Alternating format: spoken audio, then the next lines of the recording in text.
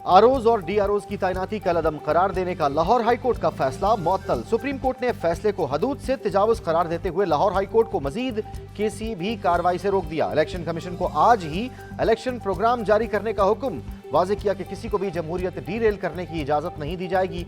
8 फरवरी 2024 को इंतखाबात का इनेकाद यकीनी बनाया जाए।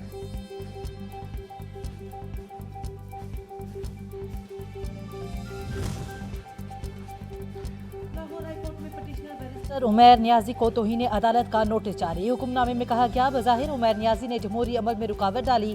पूछा जाएगा कि आपको तौहीन अदालत का नोटिस क्यों ना जारी किया जाए, क्यों ना आपके खिलाफ तौहीन अदालत की कार्रवाई शुरू की जाए।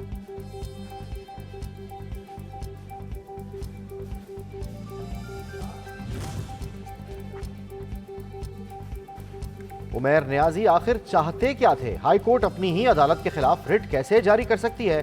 पीटीआई की दरखास्त पर ही सुप्रीम कोर्ट ने इंतखाबात का फैसला दिया था। चीफ जस्टिस के रिमार्क्स, इस्तफसार किया कि डीआरओज तो सारे डिप्टी कमिश्नर्स हैं। हम देखना चाह रहे हैं क्या आपने कोई पिक एंड चूज किया है। वकील इलेक्शन कमीशन ने कहा कि हमने कोई पिक एंड चूज नहीं किया, वो पहले से तैनात थे।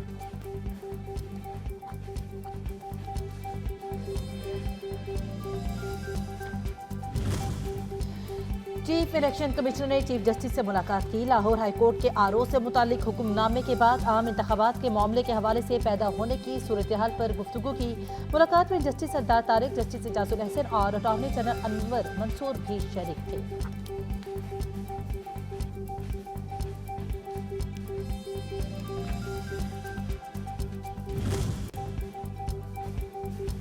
लाहौर हाईकोर्ट में आम इंतखाबात केस, सियासी जमातों का फरीक बनने का फैसला। पाकिस्तान पीपल्स पार्टी, मुस्लिम लीग नून, काफ लीग, इस्तेहकाम पाकिस्तान पार्टी, अवामी नेशनल पार्टी, बलोचिस्तान अवामी पार्टी भी फरीक बनेगी।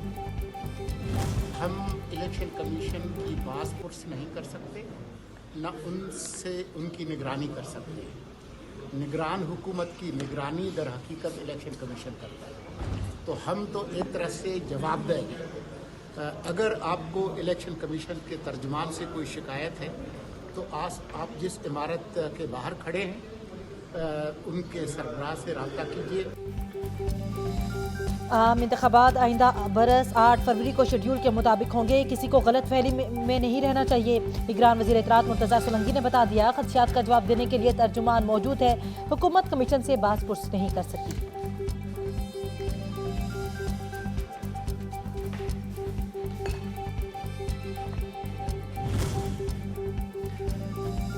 आम इंतखाबात का इल्तवा मुमकिन नहीं, चंद रोज का फर्क पड़ सकता है। साबिक सेक्रेटरी इलेक्शन कमीशन कमर दिलशाद कहते हैं, हाई कोर्ट का फैसला तस्लीम करना इलेक्शन कमीशन की आईनी जिम्मेदारी है। इलेक्टोरल ट्रेनिंग का शेड्यूल वापस लिया जा चुका, अब फैसला लार्जर बेंच ही करेगा।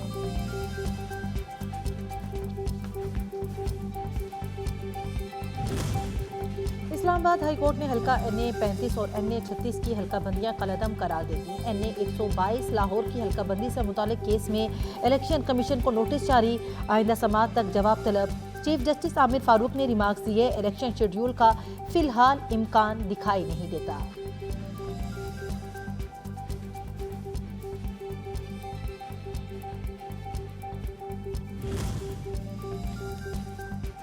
इलेक्शन में एक रोज की भी ताखीर बर्दाश्त नहीं, इलेक्शन कमीशन फौरी इंतखाबी शेड्यूल का ऐलान करे। अमीर जमात इस्लामी कहते हैं, दुनिया में बादशाहतें खत्म, पाकिस्तान में कायम हो रही हैं। सियासी और आईनी बहरानों का वाहिद हल शफाफ और मुनसिफाना इलेक्शन है।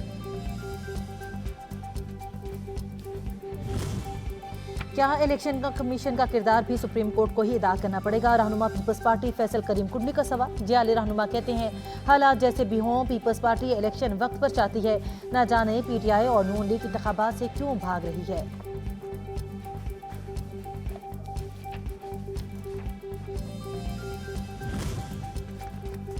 बानी पीटीआई के दौर में हम पर भी सूरज सवा नेजे पर था। रहनुमा नून लीग एहसन इकबाल कहते हैं, मुश्किल वक्त में नून लीग के लोगों ने हिम्मत और बहादुरी का सबूत दिया। पीटीआई को शिकस्त नजर आ रही है, इसलिए वो इलेक्शन से फरार चाहती है।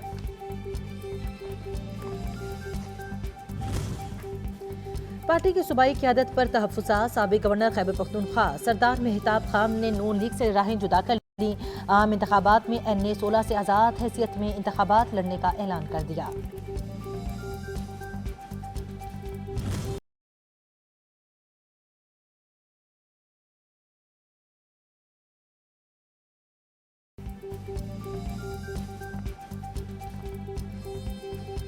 शौकत सिद्दीकी बरतरफी केस में सुप्रीम कोर्ट ने lieutenant general retired Faiz Hamid और दीगर को नोटिस जारी कर दिए।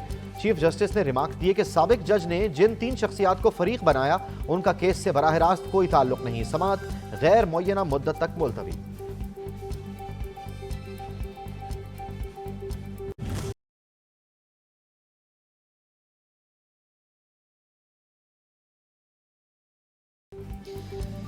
सुप्रीम जुडिशल काउंसिल की कार्रवाई के खिलाफ जस्टिस मज़ाहिर अली अकबर नकवी की दरखास्तों पर समाअत। जस्टिस मज़ाहिर अली अकबर नकवी का बेंच की तश्कील पर एतराज़। अदालत ने सुप्रीम जुडिशल काउंसिल की कार्रवाई रोकने की इस्तदा मुस्तरद कर दी।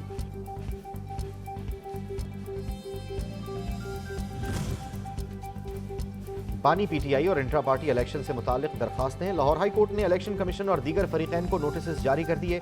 जस्टिस शाहिद बिलाल ने रिमार्क्स दिए, केस की बाकायदा समाअत से कबल अदालती इख्तियार का फैसला करेंगे। आर्मी चीफ का दौरा अमरीका, हुकूमती और अस्करी हुक्काम से मुलाकातें। अहम अमूर पर तबादला ख्याल। ISPR के मुताबिक सिपाही सालार ने मसला कश्मीर को बैनुल अक़वामी कानून और अक़वाम मुत्तहिदा की सलामती कौंसिल की करारदादों के मुताबिक हल करने की अहमियत पर जोर दिया। दीगर आलमी तनाज़ात पर भी बातचीत की।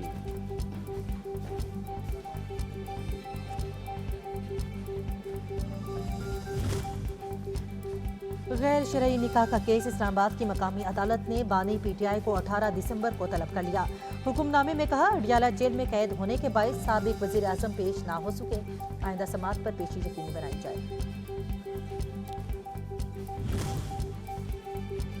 मनी लॉन्ड्रिंग का केस। मुनसलही के खिलाफ मुकदमा कलअदम करार देने से मुतालिक दरखास्त पर सुप्रीम कोर्ट ने FIA से मजीद रिकॉर्ड तलब कर लिया। जस्टिस सरदार तारिक मसूद ने रिमार्क्स दिए कि एक ही मामले की बार बार तहकीकात कैसे हो सकती हैं। जस्टिस आयशा मलिक ने कहा, जो केस बनाया जा रहा है इसका तो कहीं जिक्र ही नहीं।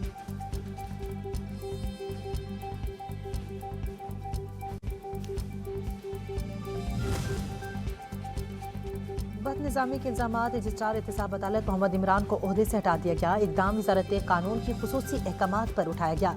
इमरान हैदर सयाल को वापस पाकिस्तान ब्रॉडकास्टिंग कॉरपोरेशन रिपोर्ट करने की हिदायत।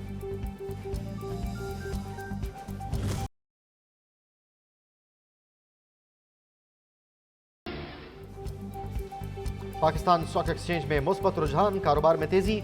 100 इंडेक्स में 679 पॉइंट्स के इजाफे से 66,130 पॉइंट्स पर बंद हुआ। इंटरबैंक में डॉलर 25 पैसे सस्ता होकर 283 रुपए 26 पैसे पर बंद हुआ। ओपन मार्केट में डॉलर 286 रुपए 20 पैसे पर फरोख्त हुआ।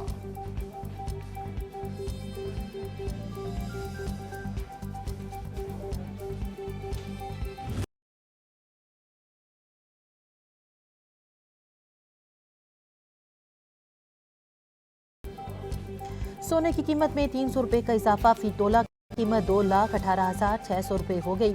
10 ग्राम सोने की कीमत में 256 रुपए के इजाफे के बाद 1,87,414 रुपए की सतह पर आ गई। आलमी मार्केट में भी सोने का रेट $3 इजाफे से $2,035 फी औंस तक पहुंच गया।